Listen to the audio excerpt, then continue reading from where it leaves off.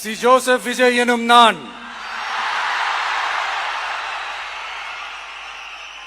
தமிழ்நாட்டு அரசின் முதலமைச்சர் என்ற முறையில் எனது கவனத்திற்குள்ளாவதும் தெரிய வருவதுமான எந்த பொருளையும் முதலமைச்சரின் கடமைகளை உரியவாறு நிறைவேற்ற தேவையான அளவுக்கன்றி ஒருவரிடமோ பலரிடமோ நேர்முகமாகவோ மறைமுகமாகவோ அறிவிக்கவோ வெளிப்படுத்தவோ மாட்டேன் என்று ஆண்டவன் மீது ஆணையிட்டு உறுதிமொழிகிறேன்.